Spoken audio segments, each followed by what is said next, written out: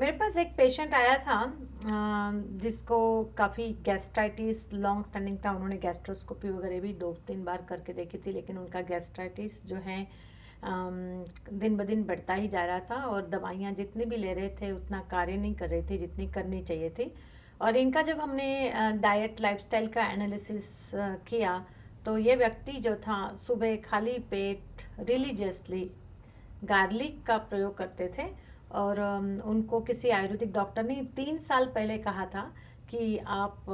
Garlic जो है रोज़ सुबह को 2 गार्लिक के जो क्लोव्स है खाली पेट ले लिया लीजिए कर कीजिए। और ये व्यक्ति बहुत रिलीजियसली ये गार्लिक जो है लेते जा रहे थे, लेकिन उनको ये नहीं पता था कि इनका जो ये गैस्ट्राइटिस का दर्द है या लिटरली ब्लीडिंग भी इनको 1-2 बार हुई थी, तो वो बिकॉज ऑफ गार्लिक आ रहा था। उन्होंने सब दवाइयाँ तो की लेकिन गार्लिक का प्रयोग जो है वो बंद नहीं किया। तो बहुत इम्पॉर्टेंट बात ये होती है कि पता करना कि आप अगर कोई रिलीजियसली खाली पेट पर्टिकुलर चीज़ किसी के कहने के अनुसार या आयुर्वेदिक डॉक्टर के अनुसार भी आप ले रहे हैं तो उसको टाइमली रिव्यू करना ज़रूरी है। आपको वापस जब आप 3 महीना 2 महीना 1 महीने के बाद डॉक्टर के पास जाते हो तो पता उसको अगर आप बताते हैं डॉक्टर को कि आपको ये प्रॉब्लम हो रही है तो डॉक्टर खुद ही कहता कि आप जो ये इस तरह से चीज़ ले रहे हैं इटसेल्फ इज आपके बॉडी के लिए हानिकारक होते हैं, क्योंकि गार्लिक जो है सभी को पता है गर्म है। और ये व्यक्ति खास करके गार्लिक का इस्तेमाल कोलेस्ट्रॉल के लिए ले रहे थे और साथ में कोलेस्ट्रॉल की दवाइयाँ भी ले रहे थे, आयुर्वेदिक कोलेस्ट्रॉल की भी दवाइयाँ ले रहे थे। सभी जो मोस्टली कोलेस्ट्रॉल की जो दवाइयाँ आयुर्वेदिक होती है वो भी गर्म होती है, तो एक्सेस गर्म दवाइयाँ गैस्ट्रो इंटेस्टिनल लाइनिंग्स के लिए हानिकारक होती है, पित्त की मात्रा भी बढ़ाते हैं और ये प्रॉब्लम जो है बढ़ता रहता है। तो अगर आप गार्लिक ले रहे हैं तो बहुत ध्यान से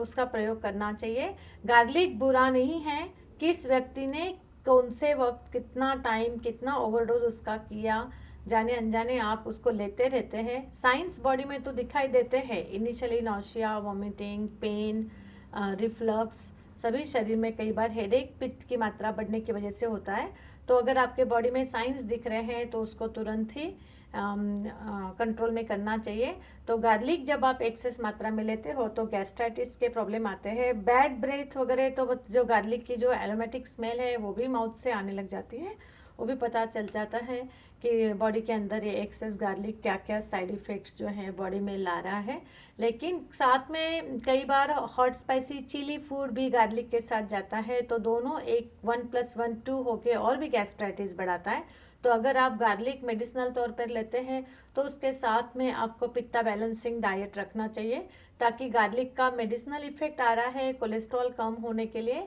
या आपके बॉडी में और भी अधिक कुछ अच्छी चीज़ों के लिए आपको गार्लिक रेकमेंड किया होगा, लेकिन उसका साथ में देखना चाहिए कि आपके बॉडी में पित्त की मात्रा गैस्ट्रो इंटेस्टिनल लाइनिंग्स में बढ़ा के कई बार अल्सर तक की नौबत लाते हैं। तो गार्लिक जो है लिमिटेड मात्रा में लेनी चाहिए, और अधिक मात्रा में जब आप लेते हैं तो उसका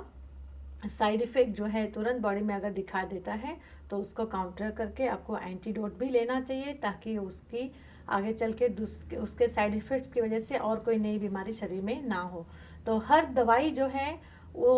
उसके मेडिसिनल गुण होते हैं, उसके इफ़ेक्ट्स अच्छे इफ़ेक्ट्स होते हैं, लेकिन उसके साइड इफ़ेक्ट्स अगर बॉडी में दिखाई दे रहे हैं, आपको एलर्जीज रिएक्शंस आती हैं, तो तुरंत अपने शरीर को पहले, because health is more important, तो आपको इफ़ेक्ट साइड इफ़ेक्ट सभी का ज्ञान होना